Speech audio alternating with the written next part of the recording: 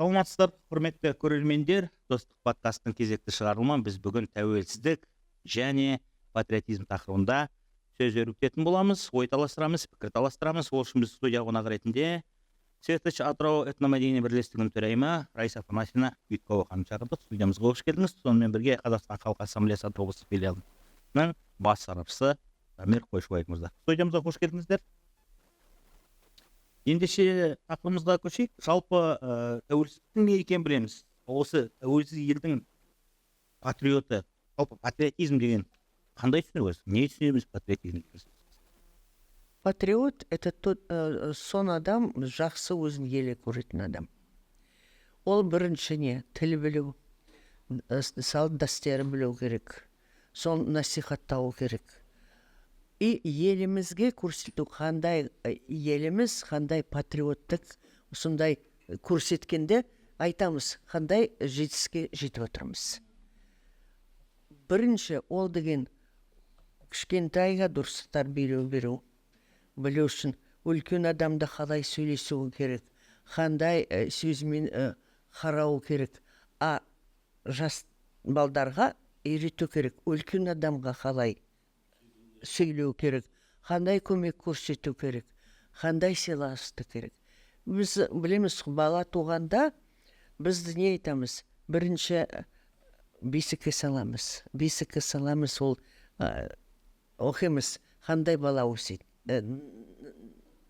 Айтамыз, қандай бола берсін. Сон бала өседі, көреміз, қандай өсті. Сондай бәрі насихаттау керек. Сосын бала сау кесер жасат. Сол салт дәстүрді сыйлау керек и насихаттау керек. Өзіміз еліміз сондай көп ұлтты тұрады, бірақ біз еліміз Қазақстан. Қазақстан еліміз болғанда ол патриот болу керек. Бәріміз орыс болса, украин болсын, белорус болса, чечен болса, біз алған паспорт ол көк. Значит, түсіге байланысты ол бізге бәріміз азаматпыз. Значит, бәрі дұрыс елімізге сыйлау керек, а сыйлағанда ол өзіміз салт дәстүр қайта неге мен айта берем. Ол салт дәстүр білсе, қазақ тілін дұрыс болса, значит, уже біз патриотпыз. Зорламау керек, сол оқи бер, жоқ. Өзіміз түсіну керек. Еліміз тұрса, значит, сол елімізге сыйластық болу керек. Сіз Қазақстанның ұрпағының Да, сон болу керек. Сосын қандай жас болса да, сол бір-біріне үйрету керек. Кішкентайға біздер үйретеміз, өскен адамда балдарға үйретеді. Соны дәстүрді халық қоя жалғастыра береді. 1986 жылы алынған енді тәуелсіздік енді аталарымыз, бабаларымыздан бізге мұра болып қалған ғой бұл енді. Қайрат Рысқұлбеков дегендей сияқты еді.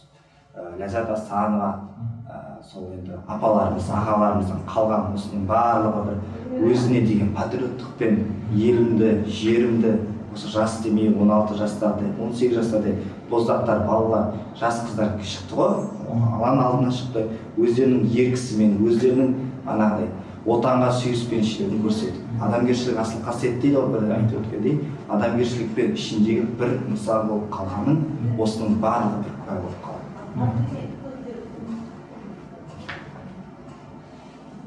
бірдеңе айтайын дейміз?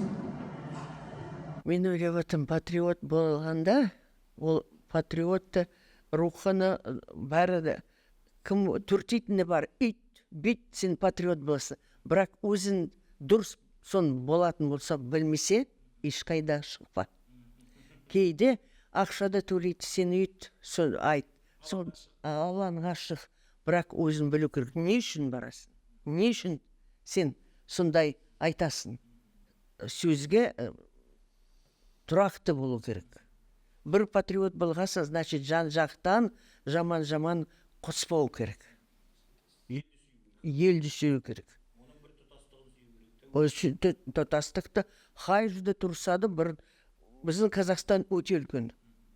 Бұлай қарағанда басқа сондай елі жоқ. Россия болмаса қалғандары сондай жоқ.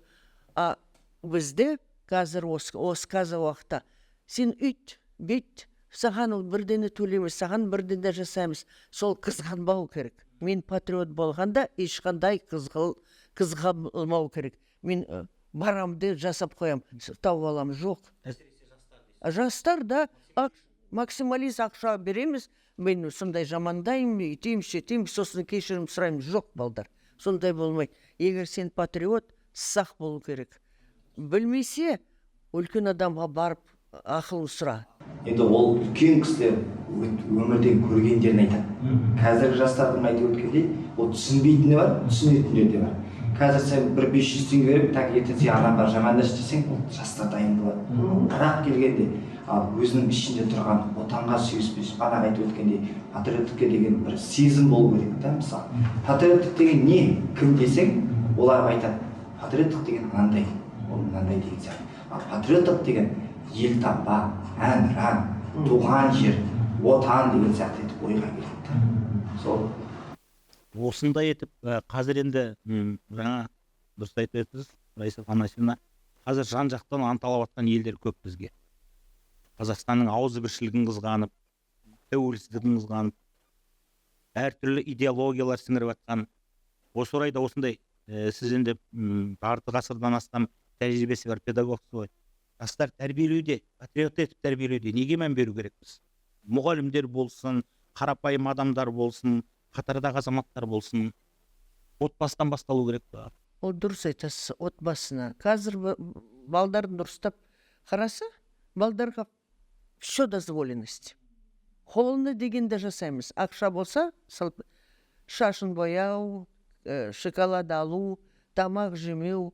Вот мысалы простой, мысалы айтқанда, мектеп тамағы береді. Столовыйда балдар жемейді. Неге? Аламыз. Дүкенде аламыз, бірден алып береміз. А ол деген айту керек балам. Оны ақша, ол біздің үкімет, балдарға мен бір сұрақ қойдым. Неге жемейсің? Бұл бір ақша, ештеңе етпейді, үкімет береді. Сосын мен айттым, балдар, үкіметте ақша жоқ. Ол ақша біздікі. Ол мамамдікі, папамдікі, апамдікі, ағасында ақшасы қалай деді. Мен айттым, оз деген подоходный налог. Налог төлеміз ғой. 50 мың аласын, 5 мыңды төлеміз ғой. Сол бар ақша жинап, сол ақша жинап аламыз. Ол мұғалімге жалақын төлеміз, детсадтық ашамыз, автобусқа балдарға студент ақшасы төлейді, столовыйға ақшаны табай береді. Береді, сондай. Неге? Значит, бізге не істеу керек? Ол деген финансовый грамотность болу керек. Балдарға жас кезінде үйрету керек. А қазірден қарайсың, балдар қол алып келеді, тамақты демес жемейді. Біздің балдарға патриот неден басталады? Осы қазір қол ішеміз. Айраннен ішпейді. Келмейді. Значит, бізді дұрыстар білеген жоқ. Біз үйреткен жоқ. Осылай пайдалы, а мұны пайдасыз. Балдар да қазір бәрі көріп жатыр, бәрі қызғанып жатыр. Егер біз сондай үйретпесе, ол балдарға солай кете береді. Сен алдың ма, мен де алайын, мен де қалып қойдым, мен қалып қойдым. Бір-біріне таласады, сол таласқаны ақшасын бәрі жасайды. Ақша үшін. Ол даже ойламайды, оны дұрыс па, дұрыс емес па. Ол қарап атқан, мен қызғаным, мен алдым. Ол пайда не? Ойламайды. Соны сатып кету мүмкін. Былайша айтқанда біз қазір өкініш орайына ата-ана, қоғам, мектепті қазір телефоннан жеңіліп отырмыз, технология. Жеңіліп отырмыз. Қазір көп балаларымыз біздің телефон тәрбиелеуге келеді. Әмма не көріп жатырмыз, білмейміз. Мен мысалы, маған көрші айтып отыр, апай, мен жұмыста оны бесікке байлап қой баланы. Мен баланың байлап атқаны бесікті. Айқайлап атыр, ағасы айтып отыр, апай, ана телефон музыканы салып жүрбеш, сразу ұйықтап қалады. Рас, жасадық, солай ұйықтап қалды. Ол неге солай? Егер солай болатын болса, мамасы жұмысқа баратын болса, тәрбиелейтін өлеңге жазылайды телефонға. Жазып алып, сондай көрсету болады. Қайда музыка, қайда да жоқты сон музыканы жазып жатыр. Солда не бұл? әлде айтпайды.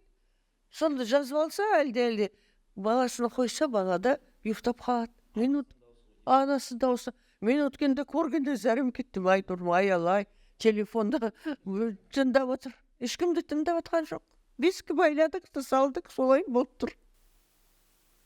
Енді мен Дамир өзіңе ойыңды қатарластарың арасында, замандастарың арасында деп айтуға болады. Осы елімнің патриотымын дегендер азаматтар бар ма?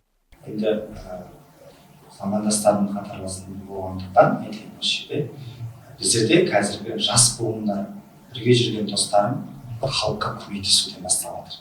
Қазіргі заманда су тасқынынан өттік, карантин уақытта өткенде анағыдай көмектесу, халыққа көмектесу, халықпен бірге болу, су тасқында бөгет жұмыстарында бірге жүрген замандастарда бірге жүріп бірге көріп жатырмыз. Ол жерде енді мен айтқым келеді, замандас дегім келеді, бұл жерде үлкен жастар да бар, өзге ұлт өкілдері бар, этнос өкілдері бар. Ол жерде тағы да қосымша жас ересектеріне қарамай жүрген балаларға дейін бар. Оның барлығы бана айтып өткендей тәрбие, үйдегі тәрбиеден. Бесік тауып бесіктен үйден оқытады ғой, мысалы, осындай адамгершілікпен бір дастарханда отырғанда, отбасымен жатқанда, балам сен осындай адамгершілікпен, осындай жақын жерде бірге жүріп, бірге үйрен, көр деген сияқты үйретіп, нұсқаулықтар беріп жатқан осы әке-шешенің арқасы деп айтамыз. Осыдан келе өсіп келе жатқан замандастарым, бауырларым, менен кейінгі келе жатқан аға інілерім барлығы, оның барлығы ертең болашақта өздерінің сабағы, өздері көре алады. Былайша айтқанда, сөзбен емес, олар іспен көрсетеді. Мысалмен көрсету керек, осылай істеу керек, осылай болу керек. Осындай жақсы болады. Мына өткенде су басып жатыр ғой. Мен ойладым, ойпырмай, Құдай бізге де көрсетіп жатқан болады. Неге? Бірінші тасқын неге болды? Дұрыс емес жасаған, канал жасамаған, анау жасамаған, біздің қателік болып жатыр. Сондай болып жатыр. Бірақ та осындай жағдай, қиын жағдай келгенде бір-біріне көмек жасап отырмыз. Действительно, Құттай балада бірден істеп жатыр, әкеліп жатыр, қапшы-қашып, біздің балдар. Сондай қиын жағдай болғанда уже халық біріктейді.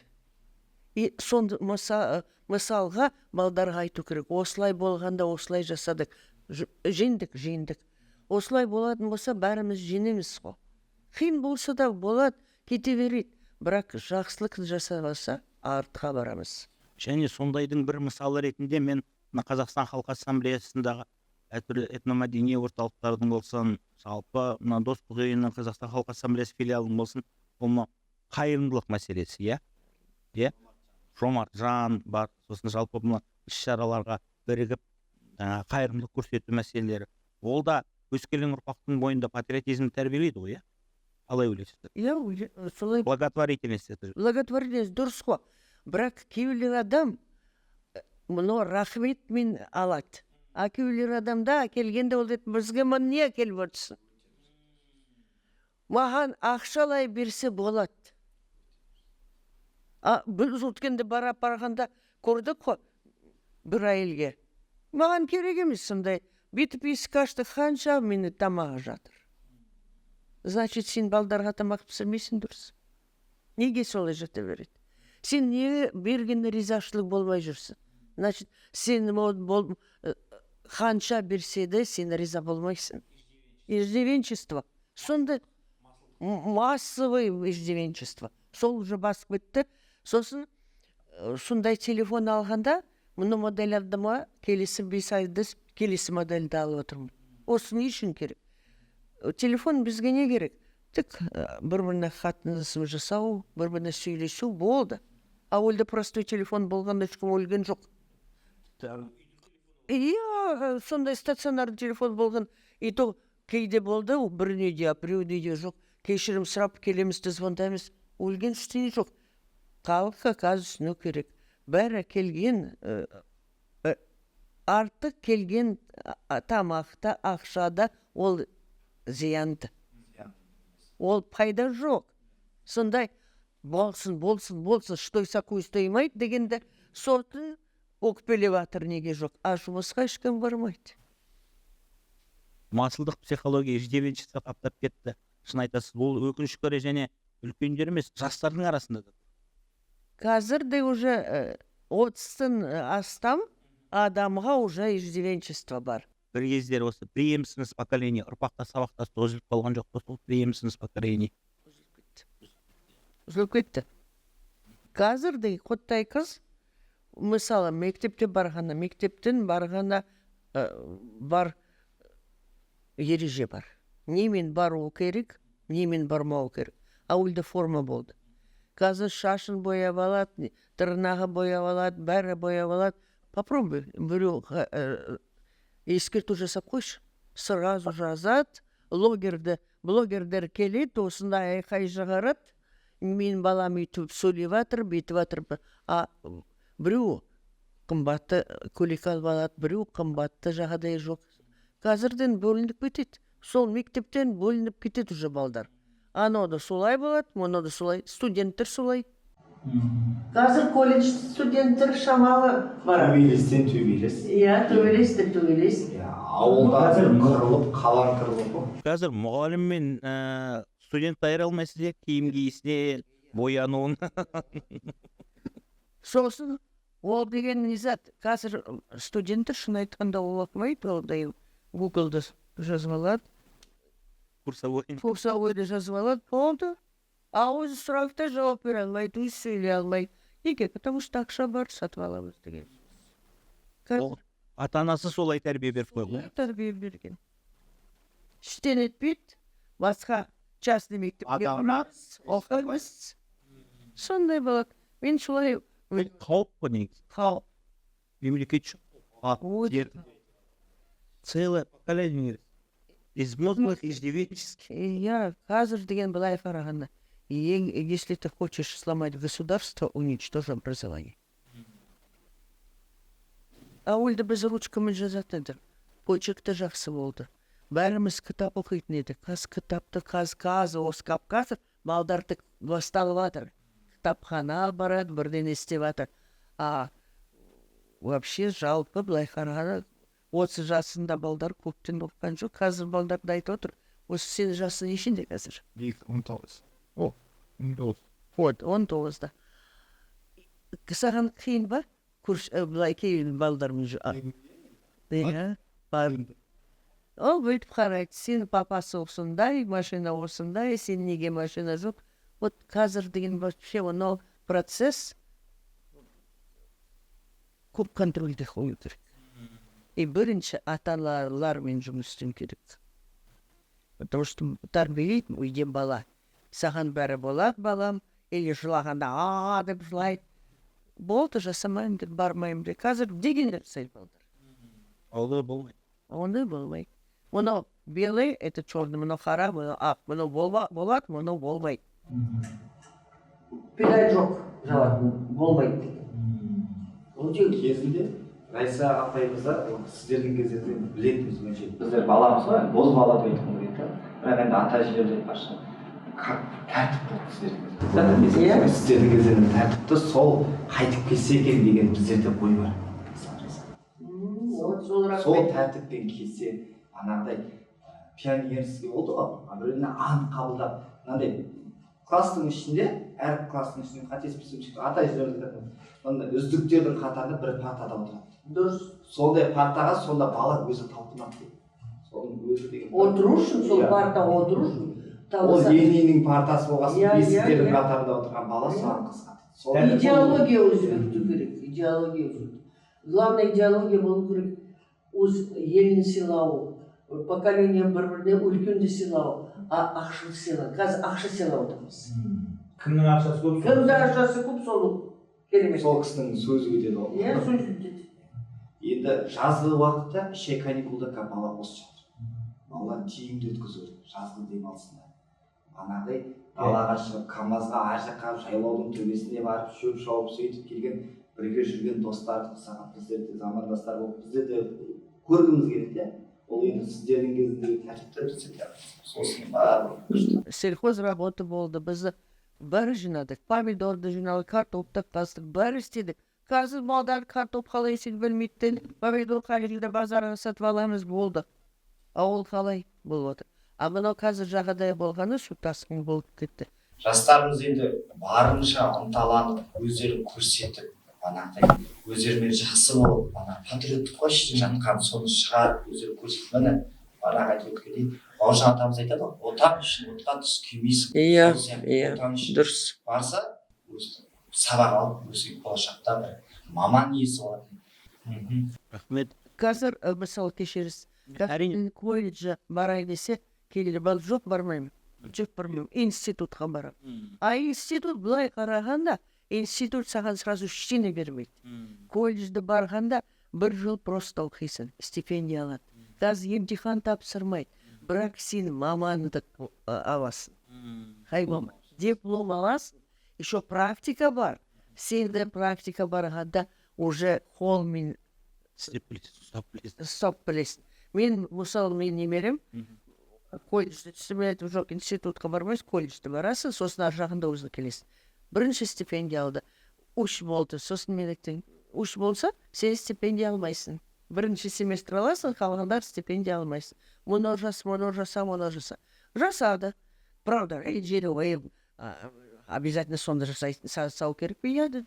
Сол мақсатын саған түсіне болу керек. Сосын сессия өтті, стипендия алды. Сосын айтып, мен жазға стипендия алдым, оқымаса да стипендия алдым, барып киім алдым. Қалай? Жақсы болды ма? Жақсы болды. Рахмет бабуля, сен маған дұрыс айтқан. Сонда түсіндім. Все, қазір деген бәрі нормально. Сол ғой сіздің айтып отырғаныңыз, мысалы, колледжге түсті, егер колледжден кейін ол осы білім жеткілікті, мен ары қарай осылай жұмыс жасай беремін десе, біледі, жоқ, мен осы білімімді тереңдеткім келеді ары қарай. Үлкен энергетик болғым келеді десе, электрик емес, энергетик болғым. Ол институтты нешінші, үшінші курс өтіп жатыр. Вот сол пайда. Бірақ профориентация мектептен қазір жоқ шырайында. Дым жоқ. Келеді, кетеді. Отметка қойып отыр, сосын мектепте бар. Бұрынғыдай УПК дейді. Жоқ қазір сондай. Білмеймін. Болу керек қой, қалай ойлайсыз? Болу керек. Вообще профориентация. Қазір деген өте... Қазір. Кім боласың қазір осы айтасы? 9 бітіріп атсың, 11 класс бітіріп атыр, кім боласын білмейді. Шын айтқанда. Мен мысалы 1 класты бастап, мен мұғалім бола пайым. Солай мен бол. Қазір ата-аналар таңдап береді ғой балаларға. Таңдап. Мұнда біз. Сені арнайы институтта барасың. Ана тұрсын болды. Осыдан диплом алып тұрсын. А пайда не? Пайда жоқ. Ол балада білімде жоқ, қызығушылықта жоқ. Ол шығады, юрист болып шығады, сосын бір жерге бір бизнесмен болып кетеді. Жақсы. Бизнесмен болса. А қазір не болады? Таксист болып кетеді, ақша керек. Қызыл дипломын сатып алып, өтірейді. Ол пайда жоқ. А біз оқу бітірдік, сосын мен мысалы педучилище 5 жыл оқыдым. Институтты 5 жыл оқыдық, ешқандай ештеңе болған жоқ. 78 жылда бірдеңе. Вот мен бітірдім. 5 жыл анекта оқыдым, 5 жыл мұнда оқыдым. Сондай? Сізді және оқу бітіргенде жолдамамен неге жіберді ғой? Оривге жіберді. Оривге жіберді. А ол диплом біз жапты, ушыл отработка. Отработывали нормально. Кім қашып кеткен, қалды. Бірақ уже елмайсың. Кетпатыр. Апай, сәлематсыз ба? Апай, сәлематсыз ба? Сол қуаныш. Сен көресің, сен істеген жұмысының нәтижесі бар. Егер жалпы біздің өскелең ұрпаққа қорыта келе, тәуелсіз Қазақстанның ұрпағына өзіңіздей патриот болуды қалар едім. Сіздей патриот. Өйткені сіз бұл елде тумасаңыз да, бұл елде оқымасаңыз да жоғары білімді Украина алсаңыз да, сіз бұл елге келгеннен кейін маңдай теріңізді сіңіріп, жарты ғасырдан уақыт маңдай теріңізді сіңіріп, осы Қазақ даласының Атырау жеріне бірнеше ұрпақты тәрбиелеп, өсіріп, білім бердіңіз оларға. Мен ойлаймын, болашақ өскелең бүгінгіде Қазақстанның тәуелсіз патриоттары өзіңіздей болу керек. Сіз бұл елдің тілінде, салт дәстүрінде сыйлап отырсыз, еңбегіңізде сіңірдіңіздер. Патриотизм дейтін ол қай жерде туғаныңда емес, қай жерде өмір сүріп, сол ортаңа ақ адал еңбегіңді сіңіріп, сол елдің өркендеміне, дамуына аз да болса өз үлесіңді қосу деп білемін. келісесіз бе? келсем. Мен мысалы колледжде жасадым, оның бала колледжде оқыды. Мен бір сөзді өтірік айтқан жоқ. Мен істеген ана жасағанда модельді жасадық, анау жасадық, мұны да балдар оқығанда, апай, сәлеметсіз ба? Біз аднай қайда істеп жатсың? Мұны істеп жатырмын, мұны істеп жатырмын. Қуанып қаласыз ба? Балдар көргенде сен, апай, рахмет сізге. Сол қуаныш. Ақша да қымбат сол. Ақша, ол не керек? Ақша кетеді. А мұны естелікке қалғандай айтқымыз келеді. Вот біздер Райса апанасы бізге енді сабақ бермесе де, бірақ біздің тыларда келетін осы біздің оқу орнында. Мен де оқып келдім, колледж оқып келген. Соның өзіне келгенде Райса апанасы қандай кісі деген менде ой. Первый курста. Сол бірінші курста көргенде, екінші курста уже Райса апанасын көргенде, міне мынандай кісі. Ол кісі анағыдай өзінің идеясымен, анағыдай өзіне қалдырып кеткен, студенттерге 1000 жылдық бір сабақ ретінде қалдырып кеткен бір кабинетті әлі күнге дейін естелікте. Ендеше құрметті көрермендер, алдымен құрметті қонақтар, келгендеріңізге рахмет, естеліктеріңізбен бөлісіп, өз пікірлеріңізді ортаға салғандарыңызға. Құрметті көрермендер, достық подкастының кезекті шығарылымы осымен тәмам. Бүгінгі тақырыбымыз тәуелсіздік және патриотизм тақырыбында өрбіді. Назар бөліп тыңдағандарыңызға көп рахмет. Достық подкастың келесі шығарылымда кездескенше сау саламатта болыңыздар.